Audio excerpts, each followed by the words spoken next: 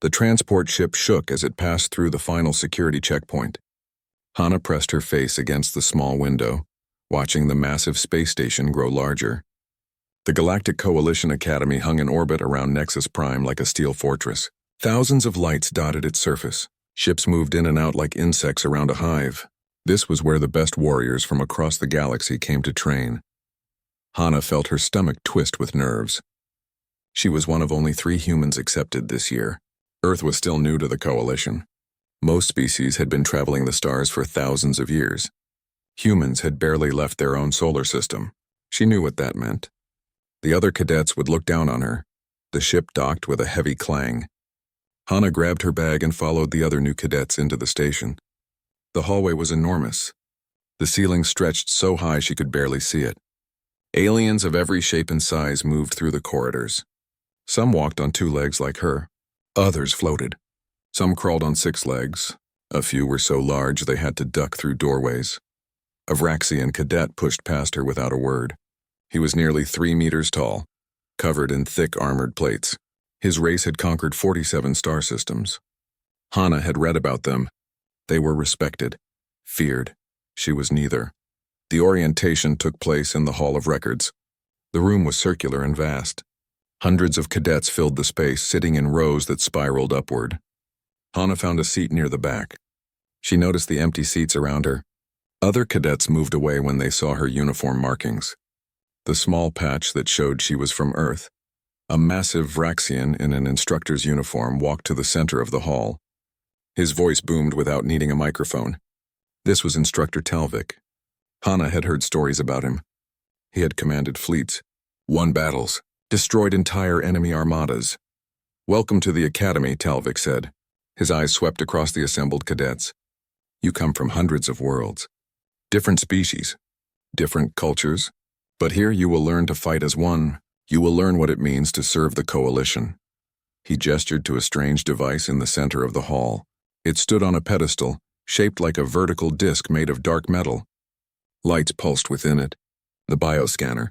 Hana had read about this too. It was ancient technology, older than most civilizations. Nobody knew who built it. "This device reads your genetic memory," Talvik explained. "Every species carries its history in its very cells. The scanner will show us your people's military record, your victories, your conquests, your threat level." He paused. "It will show us what kind of warrior you can become." A Vraxian cadet named Torak stepped forward first. He was the one who had pushed past Hana earlier.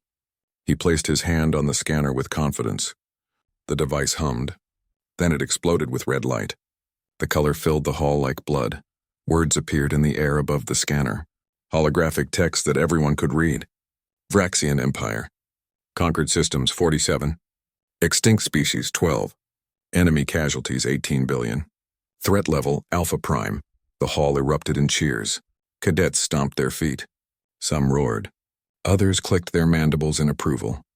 Torak walked back to his seat with his head high. He glanced at Hana as he passed. The look said everything.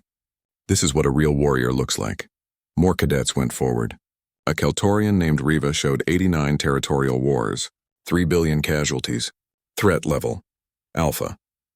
A Mindari displayed psychic warfare records spanning 2,000 years. Threat level Alpha. Each display brought cheers. Each cadet returned to their seat with honor.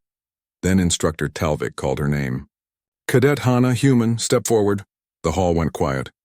Then someone laughed. The sound spread like fire. Soon dozens of cadets were laughing. Not cruel laughter exactly, more like amusement. Like watching a child try to lift a heavy weight. "What will it even say?" Someone whispered loudly. "Do humans even have a military history?" Another asked.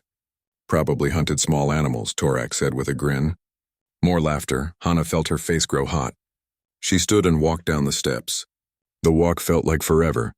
Every eye in the hall watched her.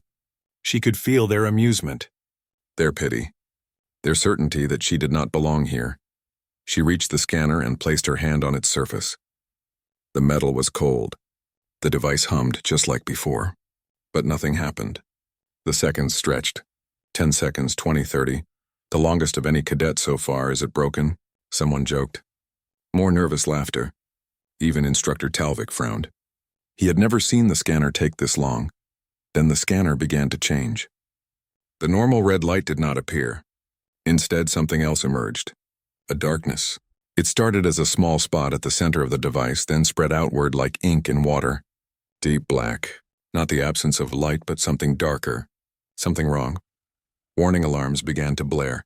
Loud and harsh, red emergency lights flashed around the hall. The cadets stopped laughing. The darkness continued to spread through the scanner, pulsing like a heartbeat. Like something alive. Instructor Talvik stepped forward, his hand moving to his weapon. "What is happening?" he demanded. But the scanner was already responding. The holographic text appeared above it. But the words were different, written in ancient script that most species had not seen in 10,000 years. The translation systems kicked in. The words became clear. The hall fell into absolute silence.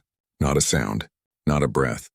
Everyone stared at the display, at the impossible information floating above Hana's head. Species, human. Conquered systems, 0. Extinct enemy species, 0. There was a pause. Then the next line appeared. Planets rendered uninhabitable, 87. Confusion rippled through the crowd. How could a species make 87 planets uninhabitable without conquering anything? Without fighting enemies? It made no sense. Then more text appeared. Total casualties, 4,200,000,000. All casualties own species. Conflict type, internal warfare. Duration, 200 years, another pause. Threat classification, Omega null. The hall erupted. Not in cheers this time, in shock. In confusion, in fear. Omega null was a myth, a legend. A classification that appeared in ancient texts but was never used. It was reserved for species that did not fight to conquer, species that fought to destroy. To end everything, the final line appeared. Note, this species does not fight to conquer. They fight to end. Hana stood frozen, her hand still on the scanner. She felt every eye in the hall staring at her. But the laughter was gone. The mockery was gone. In their place was something she had never seen directed at humans before. Fear. Pure, absolute fear. She had wanted to prove that humans belonged at the academy. She had wanted respect. She had gotten it. But not the way she expected. Not the way anyone expected. The scanner continued to pulse with that strange black light. Hana pulled her hand away, but the display did not disappear. The words hung in the air above her head like an accusation. Omega null. 87 dead worlds. 4 billion dead humans. Instructor Talvik moved closer to the device. His face had gone pale, which was strange to see on a Vraxian. Their skin was normally dark gray, but now it looked almost white. He stared at the display, then at Hana, then back at the display. "This cannot be correct," he said. His voice was quiet. Hana had never heard him speak quietly before. The scanner must be malfunctioning. Omega null has not been used in over 10,000 years. But the scanner was not malfunctioning. It began to show more information. Details that made the hall grow even quieter. Images appeared in the holographic display. Cities burning. Massive explosions that turned the sky white. Trenches filled with bodies. Camps surrounded by fences. Mushroom clouds rising above empty wastelands. Text scrolled alongside the images. Nuclear warfare. 247 detonations on homeworld alone. Chemical weapons deployed in 17 major conflicts. Biological agents used on civilian populations. Genocide events 12 confirmed. Total habitable surface area destroyed. 38% of homeworld. A Keltorian cadet stood up. They attacked themselves? Their own people? The confusion in her voice was clear. For her species, war meant fighting other species. Fighting for territory or resources. Fighting your own kind made no sense. More details appeared. Conflict analysis, no external enemies engaged. All warfare conducted between human factions. Primary causes, territorial disputes, resource control, ideological differences, ethnic divisions. Duration, continuous state of warfare lasting 207 years. The scanner showed more images. Concentration camps, mass graves, children starving behind barbed wire, soldiers shooting civilians, cities reduced to rubble, forests burned to ash, rivers poisoned with chemicals, and through it all, humans killing other humans. Torak, the Vraxian who had laughed at Hana earlier, was no longer smiling. He stood frozen in his seat. His hands gripped the armrest so hard his claws dug into the metal. He had conquered worlds. He had killed enemies by the thousands. But he had never seen anything like this. The Vraxians fought for glory, for expansion. When they conquered a world, they made it part of their empire. They did not destroy it. They certainly did not poison it so badly that nobody could live there for thousands of years. That was wasteful, insane. Weapon systems developed, the scanner continued. Nuclear arsenal at peak, sufficient to destroy homeworld surface 23 times over. Delivery systems, intercontinental ballistic missiles, strategic bombers, submarine-launched weapons. Targeting, own population centers. A Mindari cadet, one of the psychic species, suddenly stood and ran from the hall. The mental images from the scanner were too much for his sensitive mind. Other Mindari followed. They could feel the emotions embedded in the genetic memory. The fear, the hatred, the desperate madness of a species at war with itself. Instructor Talvik finally recovered enough to speak. Cadet Hana, step away from the scanner. His voice was firm but careful, like he was talking to something dangerous that might explode. Hana obeyed, moving back slowly. The display remained visible, still showing the horror of human history. All cadets are dismissed, Talvik announced. Return to your quarters now. Nobody argued. The cadets fled the hall quickly. But they all looked at Hana as they passed. The looks were different now. Not mocking, not dismissive, afraid. Torak walked past her, giving her a wide space. Like she was diseased, like she might explode. A species that would turn 87 worlds into wastelands just to win fights against themselves was not a species to stand close to. Soon only Hana, Instructor Talvik, and a few security officers remained. Talvik was speaking rapidly into a communication device. I need immediate contact with Coalition High Command. Yes, it is urgent. Priority Alpha. We have an Omega Null classification. No, I am not joking. Send everyone. He turned to Hana. For a moment, they just looked at each other. Hana wanted to explain. She wanted to tell him that humans had changed, that they had learned, that the wars were over. But her mouth was dry and her voice would not work. Did you know? Talvik asked finally. About your history? About what your species did? Yes, Hana said quietly. Every human knows. We learn about it in school. The wars, the genocides, the nuclear weapons. We teach it to our children so we never forget. Talvik stared at her. You teach children about this? About mass murder?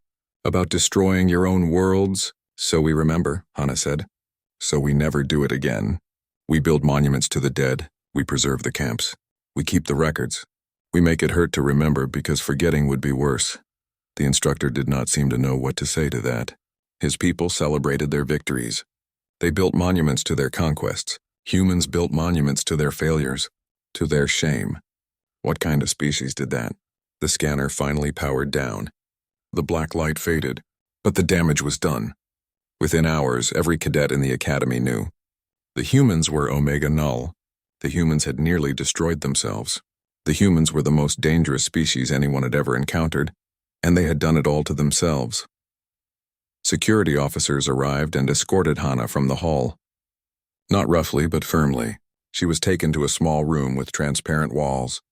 Not a cell, but close enough. Through the walls, she could see other officers running past. She could hear alarms. The entire station was going into emergency protocols. An officer brought her water and food but would not speak to her. He set the tray down and left quickly, like she might bite him. Hana sat alone in the transparent room and waited. She did not know what would happen next. Would they send her home? Would they lock her up? Would they declare humans too dangerous for the academy? She thought about Earth. About the cities that had been rebuilt on the ruins of old wars. About the forests that now grew where battlefields once lay. About the oceans that had been cleaned after centuries of pollution. Humanity had nearly ended itself. But it had survived. It had learned. It had changed.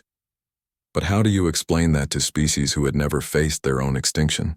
How do you tell them that humans were safe now, when the scanner had just shown them 87 dead worlds and 4 billion corpses? How do you prove you have changed when your genetic memory screams that you are capable of ending everything?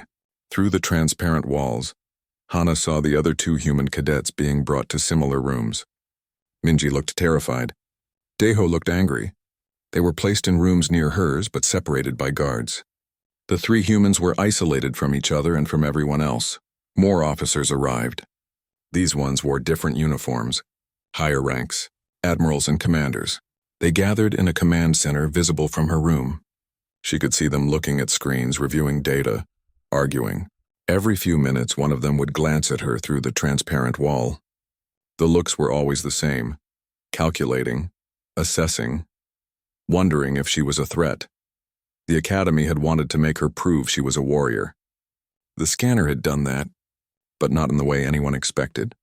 She was a warrior from a species that had nearly committed suicide through warfare, a species that had looked into the void of its own extinction and had barely stepped back in time. The question now was simple.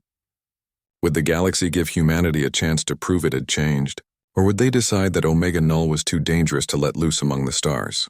Hana sat in her transparent room and waited for the answer. Outside, the station hummed with activity. Inside, she was alone with the weight of 4 billion ghosts and 87 dead worlds pressing down on her shoulders. Hana spent 3 days in the transparent room. Food came 3 times a day. The bathroom had no door, just a privacy screen. Guards watched constantly. She was not a prisoner, they said. But she was not free either.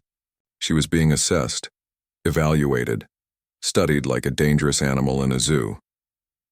Through the walls, she watched coalition officials come and go. More arrived each day, admirals, intelligence directors, scientists, even a few politicians. They all came to see the humans, to read the reports, to decide what should be done with a species rated Omega Null. On the second day, she saw the files they were reading. The guards had left them visible on a nearby screen.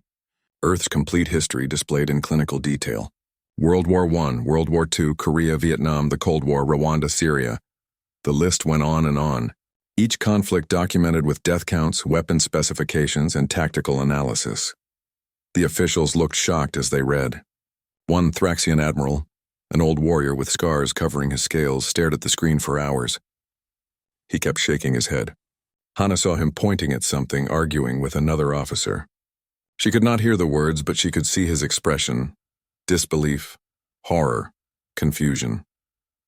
Later, she learned what they were arguing about. Humans had developed weapons capable of ending all life on Earth. Nuclear weapons, biological weapons, chemical weapons. But the shocking part was not just that humans had created these weapons. It was that they had created enough of them to destroy Earth 23 times over, and then they had pointed them at themselves. The Cold War fascinated the officials. 2 human nations, both armed with world-ending weapons, facing each other for decades. Neither side attacked because both knew it would mean total destruction. Mutually assured destruction. Humans had called it MAD. The name was fitting. On the 3rd day, Admiral Corvex arrived. Hana recognized him from her studies. He was legendary in the Coalition, a Thraxian who had commanded fleets in the Sector Wars. He had destroyed the Krathak Rebellion. He had held the line at the Battle of Nexus. He was a warrior who understood violence. Corvex spent hours in the command center, reading everything about humanity. He did not look shocked like the others. He looked thoughtful, calculating. When he finished, he walked to Hana's room. He dismissed the guards. Then he stood outside the transparent wall and studied her. "You are young," he said finally. His voice was deep and rough. "How old?" 22, Hana replied. "Earth standard years. Young," he repeated. "Were you alive during any of these wars?" He gestured to the screen showing Earth's history. "No, sir. The last major war ended 78 years before I was born." Corvex nodded slowly. "So you have never killed anyone? Never fought in a war? Never seen a battlefield?" It was not a question. Yet the scanner says you are Omega Null, the most dangerous classification in existence. How do you explain that? Hana thought carefully before answering. The scanner reads genetic memory, sir. It reads what my species has done. What we are capable of, not what I personally have done. Capable of, Corvex repeated. That is what concerns us. Your species nearly destroyed itself. You poisoned 87 worlds. You killed 4 billion of your own people. And you did it all without anyone else involved. No enemy, no threat. Just yourselves. He paused. That suggests a fundamental instability, a violent nature that cannot be controlled. Or it suggests we learned, Hana said quietly. We looked into the void. We saw what we could become.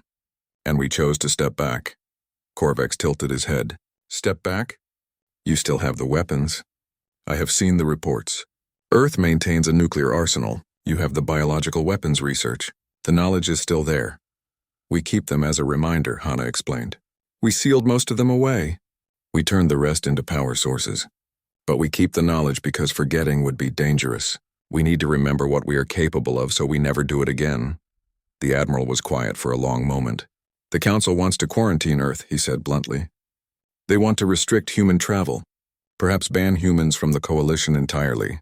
They see your species as an existential threat. Hana felt her stomach drop. She had expected this, but hearing it still hurt. And what do you think, Admiral? Korvax looked at her directly. His eyes were dark and ancient. I think you are the most interesting species I have encountered in 300 years of service. The Vraxians conquer. The Keltorians swarm. My own people fight for honor. But humans? You fought yourselves. You nearly lost. And somehow you won. He activated a holographic display between them. Images appeared. Not from Earth, from other worlds. Coalition worlds. We have a problem, he said. Look at this. The images showed cities in chaos, protests, riots, fighting in the streets. This is Keltor Prime, Korvax explained. A coalition founding world. They are experiencing civil unrest.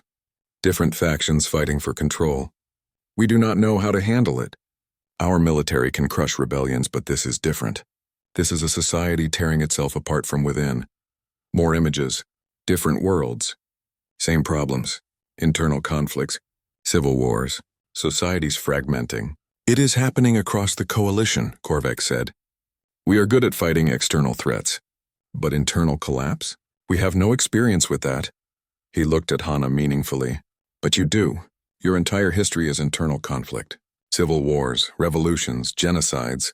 And somehow you survived them all. You learned from them. Hana began to understand. You want our help. I want to give you a chance, Korvax corrected. The Council sees you as dangerous. I see you as experienced. You know things we do not. You have fought wars we cannot understand.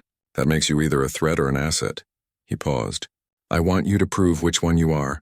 How? Hana asked. Return to the Academy, Korvax said. Continue your training, but know that every species there will watch you with fear. They will see you as a weapon that might explode at any moment. You will have to prove them wrong, or prove them right. The choice is yours, he deactivated the display. I am recommending to the Council that humans be allowed to continue at the Academy. But understand, Cadet Hana, you and the other humans are now the most watched beings in the Coalition. Every action will be scrutinized. Every word analyzed. You represent your entire species. Do not make me regret this decision. I understand, sir, Hana said. Thank you for the chance. Korvax nodded and turned to leave. Then he stopped and looked back. One more thing, Cadet. I reviewed your entire history. All of it. The wars, the genocides, the destruction. But I also saw something else. Your species builds monuments to your victims. You teach your children about your failures. You make yourselves remember the pain you caused. No other species does that. Most celebrate their victories and forget their crimes. He was quiet for a moment. That gives me hope. A species that remembers its sins might be capable of not repeating them. Do not disappoint me, the Admiral left. An hour later, the guards opened Hana's room. She was free to return to the Academy. Minji and Deho were released at the same time. The three humans walked together through the corridors. Other cadets pressed themselves against the walls as they passed. Nobody wanted to get close to the Omega Null species. They had been given a chance. Now they had to prove they deserved it. The real test was about to begin. Life at the Academy changed completely after the scanner incident. Classes continued, but now human cadets sat alone. The cafeteria tables around them stayed empty. Training partners suddenly had scheduling conflicts. Even instructors watched them differently, with a mixture of caution and curiosity. Hana tried to focus on her studies, but it was hard to ignore the stares. In tactical analysis class, when she offered an answer, the room went silent. Not because her answer was wrong, because everyone was processing the fact that an Omega Null species was giving military advice. The first major test came 2 weeks later. The Cravath scenario. Every cadet had heard of it. It was a simulation that had ended more careers than any other. The scenario was simple in concept but brutal in execution. A colony world was collapsing. Disease, riots, resource shortages, and armed factions all erupted at once. The cadet teams had to restore order with minimal casualties. Most teams failed. The average casualty count was over 4,000. Some teams caused more deaths than the collapse itself. The scenario was designed to be nearly impossible. A perfect storm of everything that could go wrong in a society. Hana was assigned to a mixed team. Torak, the Vraxian who had mocked her on the first day, Riva, a Keltorian swarm coordinator, Imara, a Mindari psychic, and Jiho, another human cadet who had arrived the same day as Hana. The atmosphere in their preparation room was tense. I want it known that I oppose this team configuration, Torak said immediately. He looked at Hana and Jiho with clear distrust. Humans should not be given command authority. Not after what the scanner showed. Riva nodded agreement. The Keltorian Council has expressed concerns. Perhaps the simulation parameters should be adjusted for safety when humans are involved. She meant adjusted to limit what humans could do, in case they decided to destroy everything. Even Naimara, usually diplomatic, had erected a psychic barrier. Hana could feel it like a wall between them. It was incredibly rude in Mindari culture. It meant Nimara did not trust what might be in a human mind. We have a job to do, Hana said calmly. Can we focus on that? She pulled up the scenario briefing on the holographic display. Disease spreading through refugee camps, government buildings under siege, armed militias forming, food distribution networks collapsing, water supplies contaminated. It was a nightmare. The simulation began. Immediately chaos erupted on their screens. Crowds of civilians stormed through streets. Buildings burned. Gunfire echoed through the virtual city. The team had to make decisions quickly. Torak's instinct was immediate and predictable. Deploy orbital strikes on the faction strongholds. Eliminate the armed groups first, then we can address the rest. It was the Vraxian way. Overwhelming force. Brutal efficiency. Cut off the head and the body dies, Riva agreed. Carpet bombardment of the riot zones. Our swarms can then move in and secure the area. Standard Keltorian pacification doctrine. Hana looked at the screens more carefully. She saw something the others did not see. The pattern. She recognized it, not from academy training, but from Earth history, from dozens of real scenarios that looked exactly like this. The desperation. The breakdown of social order. The way people formed into groups when everything else failed. No, she said firmly. No orbital strikes. No bombardment. Torak turned to her, his face showing disbelief. You want to negotiate with terrorists? With rioters? They are not terrorists, Hana said. They are scared people who have lost everything. Look at the data. The riots started in districts where food distribution stopped. The militias formed in areas where the disease hit hardest. They are not fighting for ideology. They are fighting to survive. She started issuing orders before anyone could argue. Redirect supply ships to the hardest hit districts. Not the secure zones. The places where people are starving. Get food there first. She pulled up the medical data. Send medical teams into the riot areas. No armed escorts. Broadcast their neutrality. Make it clear they are there to help everyone. That is insane, Riva protested. They will be killed. No, Jiho said, supporting Hana. She is right. Look at the casualty data. Most deaths are from disease and starvation, not violence. People are not killing each other for fun. They are killing each other because they think it is the only way to survive. Give them another option and they will take it. Hana opened communication channels with the faction leaders. She offered recognition, a seat at the table, a voice in how resources would be distributed. It was messy, complicated, frustratingly slow compared to just dropping bombs, but slowly it worked. The medical teams entered the riot zones. They were not attacked. Instead, people brought their sick to them. The food shipments arrived in the starving districts. The violence decreased, not immediately, not perfectly, but it decreased. The faction leaders came to the table. They were angry, suspicious, desperate, but they came because someone was finally listening to them. Someone was treating them like people instead of problems to be eliminated. The simulation took 14 hours, the longest any team had ever spent on it. Torak complained multiple times that they should just end it with force. Riva kept suggesting faster solutions, but Hana and Jiho held firm. They had seen this before in Earth's history. They knew the quick solutions just made things worse. When the simulation finally ended, the entire academy was watching. News of the human approach had spread. Everyone wanted to see if it would work or if the humans would cause a catastrophe. The final casualty count appeared on the screens. 247. The observers went silent. Instructor Talvik checked the numbers twice, then 3 times. The previous record was 4,800. Most teams scored over 8,000. The humans had achieved less than 250. Talvik walked to their station. He looked at Hana with an expression she could not read. "Explain," he said simply. "How did you know what to do?" Hana pulled up Earth's historical records. She showed him the Berlin airlift, the Marshall Plan, post-genocide reconciliation in Rwanda, failed state rebuilding in dozens of countries, peace processes that took years, aid programs that saved millions. "Because we have been there before," she explained quietly. "We have been the rioters, the desperate factions, the people tearing our own society apart. We learned these solutions by failing at them first, at the cost of billions of our own people." She looked at Torak. "You wanted to bomb them. That would have worked in the short term. You would have killed the faction leaders and stopped the riots, but you would have killed thousands of civilians, and you would have taught the survivors that violence is the only answer. They would have rebuilt their faction stronger and angrier." Torak said nothing, but his expression had changed. The distrust was still there, but something else had joined it. Respect. Grudging, uncomfortable respect. The story spread through the academy faster than fire. The humans had achieved the impossible. They had solved the Cravath scenario with the lowest casualties in history. Not through superior weapons or overwhelming force, but through understanding, through experience with the kind of chaos most species had never faced. Hana walked back to her quarters that night.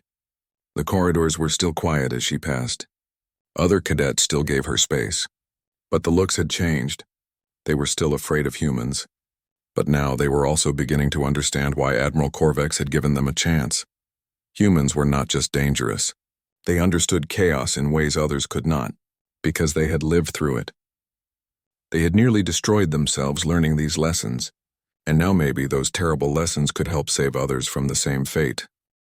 The success of the Cravath scenario changed things, but not in the way Hana expected. The fear remained. Other cadets still avoided sitting near humans in the cafeteria. They still gave them extra space in the corridors. But now there was something else mixed with the fear: curiosity, respect, questions. A week after the simulation, a Mindari professor named Elder Suyan requested a private meeting with the human cadets. She was ancient, even by Mindari standards, and had studied warfare across hundreds of species for decades. She received Hana, Minji, and Deho in her office, a quiet room filled with books and artifacts from countless civilizations. "You confuse me," Elder Suyan said without preamble. She gestured for them to sit. "I have spent my life studying how species make war. Each has its pattern. Vraxians conquer. Keltorians swarm. Thraxians duel. But humans? You break all patterns." She pulled up holographic displays showing human history. "Your military record shows unprecedented brutality. World-ending weapons. Systematic genocide. Cities burned. Yet your greatest victories came through restraint. You developed nuclear weapons and chose not to use them. You committed atrocities and then held yourselves accountable. You build monuments to your victims." She looked at them intently. "Explain this contradiction." Deho, who had studied philosophy before joining the academy, spoke first. "Most species in the coalition unified before they developed industrial warfare. You all had external threats, other species to fight. That gave you a common enemy, a reason to work together." He paused, gathering his thoughts. "But humans were alone on Earth, no aliens, no external threat, just us. So we turned our weapons on each other. Every innovation we created, we first tested on our own kind.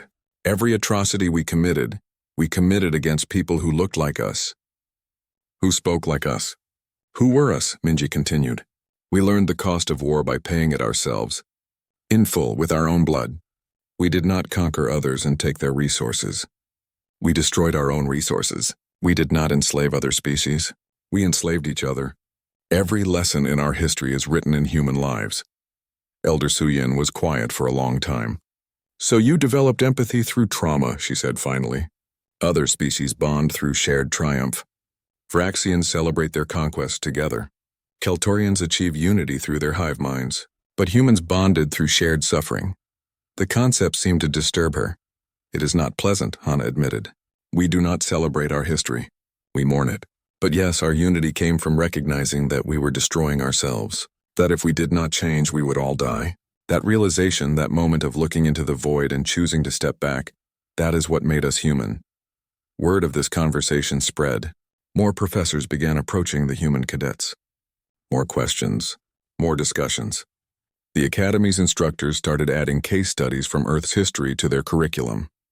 The Rwanda genocide and its aftermath, the Cold War's deterrence doctrine, the peace process in Northern Ireland, the reconstruction of Germany and Japan after World War II. These scenarios resonated because the coalition was beginning to face similar problems.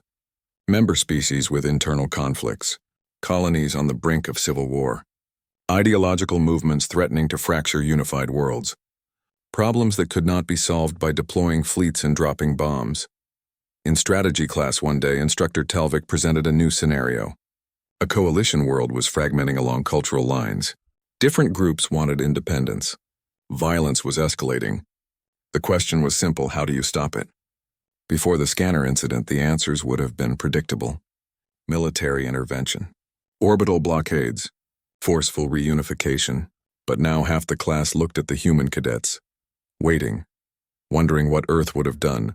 A Thraxian cadet actually asked directly, "How would your species handle this?" The question was genuine, not mocking. He really wanted to know, Hana thought carefully. First, we would ask why they want independence. What are they not getting from the unified government? Is it resources? Representation? Cultural autonomy? You cannot solve the problem until you understand what is actually wrong. She pulled up examples from Earth. Sometimes the answer is giving them more local control. Sometimes it is changing how resources are distributed. Sometimes it is just listening and acknowledging their grievances. And sometimes, yes, it is letting them have independence. Because forcing unity at gunpoint never works long-term. It just breeds resentment and guarantees future conflict. Torak frowned. That sounds weak. Like surrender. It sounds like wisdom. Elder Suyin interjected. She had been observing the class. Tell me, Cadet Torak, how many worlds has the Vraxian Empire conquered? 47, Torak said proudly. And how many rebellions has your empire faced? She asked. Torak hesitated. Many, we suppress them. You suppress them, Elder Suyin repeated. And they return, again and again, because you never addressed why they rebelled in the first place. You solved the symptom, not the disease. She looked around the class. Humans understand this because they were both the rebels and the empire. They have been on every side of every conflict. That experience is valuable. The shift was subtle but real. Humans were no longer just the dangerous anomaly. They were specialists in a field the coalition was only beginning to understand. They were experts in failure, and ironically that made them experts in how to avoid it. Not everyone accepted this. A faction of cadets led by a Vraxian named Korthan began circulating messages through the cadet networks. Omega Null means extinction event. They nearly destroyed themselves. They will destroy us too. It is only a matter of time. The propaganda found some support, especially among cadets from warrior cultures who saw human methods as weak. The tension built for weeks. Hana tried to ignore it and focus on her studies, but she could feel it growing. In the corridors, in the training halls, in the way certain cadets looked at her, something was going to break. The break came during the combat trials, a quarterly event where cadets demonstrated their fighting skills. Korthan challenged Jiho to a match. He chose the smallest human cadet deliberately, expecting an easy victory that would prove human weakness. The challenge could not be refused without dishonor. Jiho accepted. The entire academy gathered to watch. This would be a test, not just of Jiho's skills, but of humanity's place at the academy. Win or lose, this match would define how humans were seen. Hana sat in the stands with Minji and Daiho. Around them, hundreds of cadets watched. Some looked excited. Some looked worried. All of them were intensely curious. The Omega Null species was about to fight. What would that look like? The match began. Korthan was massive, nearly 3 meters tall, covered in natural armor. His species had evolved as apex predators. He moved with confidence, expecting to crush the small human quickly. But Jiho did not engage directly. Instead, he moved, constantly, using the ruined city environment the arena had created. Korthan chased him. Again and again. But Jiho was always gone when he arrived. Traps appeared where Corthan stepped. Structures collapsed when he leaned on them. The environment itself became Jiho's weapon. Minutes turned into an hour. Corthan grew frustrated, then angry, then sloppy. The crowd watched in fascination. This was persistence hunting, Elder Suyin explained to those nearby. Ancient human technique. They could not outrun prey, could not overpower it. So they chased it until it collapsed from exhaustion. Humans were endurance predators. 40 minutes into the match, Corthan charged through a weakened structure in rage. The collapse should have crushed Jiho, but he was already gone. Corthan found himself trapped under rubble. Jiho stood nearby, barely breathing hard. He could have finished it. Instead, he offered his hand. A gesture of respect. Corthan stared at the offered hand. Then slowly he took it. The hall erupted in noise. Not cheers exactly. More like shock, understanding. The humans had proven something important. They were not just dangerous. They were relentless. They did not quit. Ever. That night, Admiral Korvek sent his final report to Coalition High Command. His recommendation: full integration of human cadets. They were not a threat to the Coalition. They were exactly what the Coalition needed for the wars it was not prepared to fight. The wars against itself.